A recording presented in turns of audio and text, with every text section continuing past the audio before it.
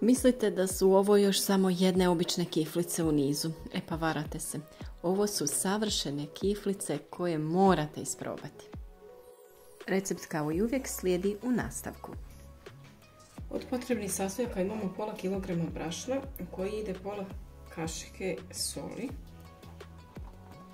Imamo 300 ml mlijeka i 150 ml ulja. Mlijeko ćemo ugrijati i dodati kvasac i šećer. Ugrijali smo mlijeko. U toplo mlijeko ide 7 g suhog kvasca, to je jedna vrećica. Ili ukoliko imate pola kockice svježe kvasca.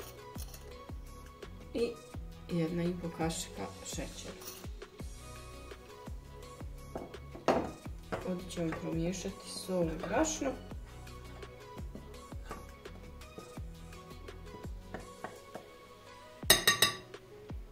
Sačekat ćemo malo da se ovo aktivira pa ćemo to sve izmiješati.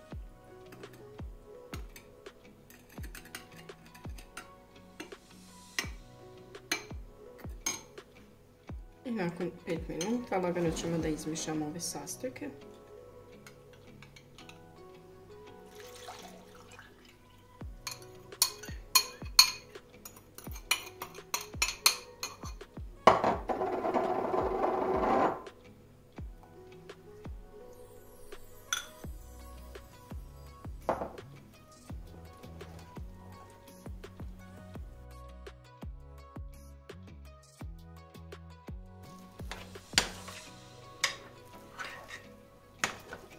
Tijesto treba dobro razraditi da se svi sastojci kako treba sjedine.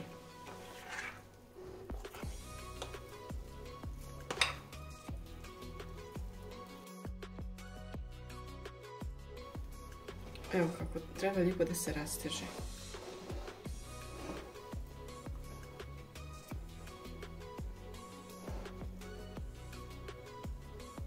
Ostavit ćemo ga sada oko 20 minuta da naraste, pa ćemo dalje da vam pokažem postupak. Tijesto ćemo da prekrijemo, da nam se ne bi krpa zalijepila, ja stavim ovako i ostavimo na toplo mjesto 20 minuta. Nakon 20 minuta tijesto je naraslo. Sada ćemo da napravimo loptice od tijesta jednake veličine i da njih ostavimo da opet narastu, pa ćemo ih onda vaditi i oblikovati.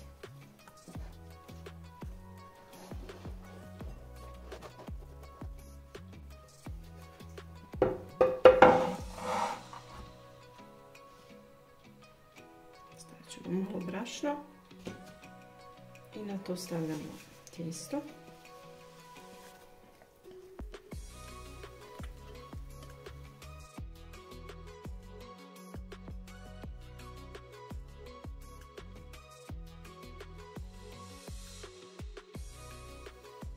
Nakon 20 minuta idemo sa vadanjem naših kiflica. Vi ih možete puniti po želji.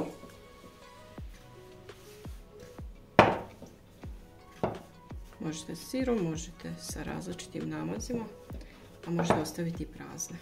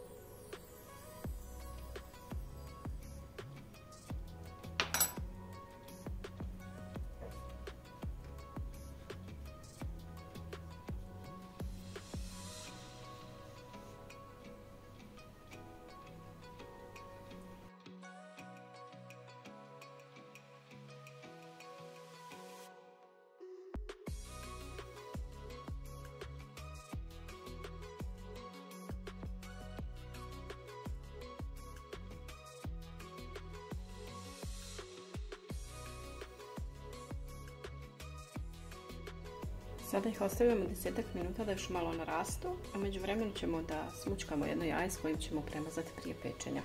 Peku se na 180 stepeni 20 minuta, to jest dok ne dobiju lijepu zlatnu boju.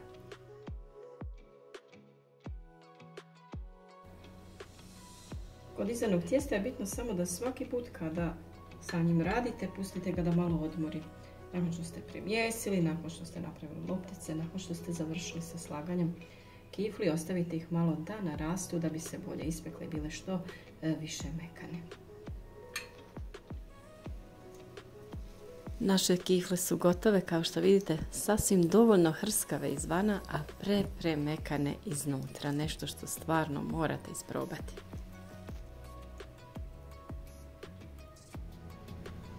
Evo i gotovi su.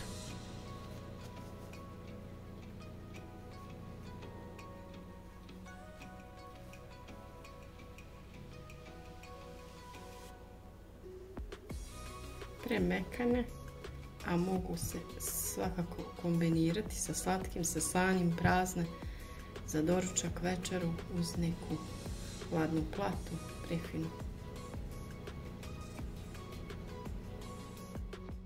U svakom slučaju mi smo uživali uz ove predivne mekane kiflice. Nadam se da ćete ih i vi isprobati i uživati u ovom savršenstvu. Također možete da ih prilagodite kako god želite, uz bilo koje punjenje, uz bilo koji obrok. Nadam se da vam se sviđa i želim vam dobar tek.